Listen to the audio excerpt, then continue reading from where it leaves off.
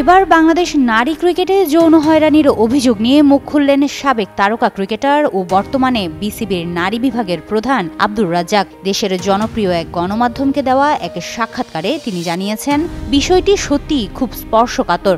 এমন ভয়াবহ অভিযোগের তদন্ত হওয়া উচিত। একজন নারী ক্রিকেটার বারবার অভিযোগ করে যাচ্ছেন, অথচ কেউ তার কথা শুনছে না। এটা হতে পারে না। রাজ্জাকের এই বক্তব্যই যেন নতুন করে আলোচনায় ফিরিয়ে এনেছে নারী ক্রিকেটের অন্ধকার এক অধ্যায়ের। বাংলাদেশ নারী ক্রিকেট দলের সাবেক নির্বাচক ও টিম ম্যানেজার মঞ্জুরুল ইসলাম মঞ্জুর বিরুদ্ধে গুরুতর যৌন হয়রানির অভিযোগ এনেছেন জাতীয় দলের অভিজ্ঞ পেসার জাহানারা আলম।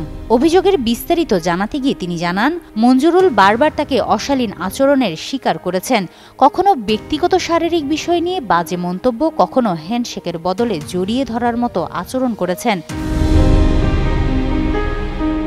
অস্ট্রেলিয়ায় অবস্থানরত জাহানারা ক্রীড়া সাংবাদিক রিয়াসাদ আজিমকে দেওয়া এক সাক্ষাৎকারে কান্নাজড়িত কণ্ঠে বলেন, এগুলো সহ্য করা খুব কষ্টের ছিল। অনেকবার বিসিবিকে জানিয়েছি, কিন্তু কেউ কিছু করেনি। 2-1 দিন ঠিক থাকতো, তারপর আবার আগের মতোই চলত। তার অভিযোগ, দীর্ঘ 1.5 বছর ধরে তিনি বোর্ডের নারী উইংয়ের প্রধান সহ একাধিক কর্মকর্তাকে এসব ঘটনার কথা জানালেও কোনো কার্যকর ব্যবস্থা নেওয়া হয়নি। বিসিবির নারী ক্রিকেট বিভাগের বর্তমান প্রধান রাজ্জাক জানিয়েছেন, তারা বিষয়টি গুরুত্বের সঙ্গে দেখছেন। রাজ্জাক আরও জানান, এটা শুধু একজন ক্রিকেটারের নয়, পুরো নারী ক্রিকেটের সম্মানের প্রশ্ন।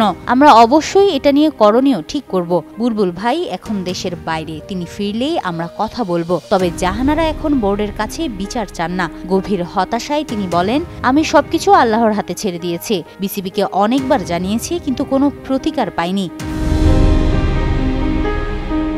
দেশের নারী ক্রিকেটের অন্যতম পথ প্রদর্শক এই পেসারের এমন অভিযোগে ক্রীড়া অঙ্গনে নেমেছে নিন্দার ঝড়। অনেকেই বলছেন, নারী ক্রিকেটকে এগিয়ে নিতে হলে এ ধরনের অভিযোগের দ্রুত ও স্বচ্ছ তদন্ত নিশ্চিত করা জরুরি।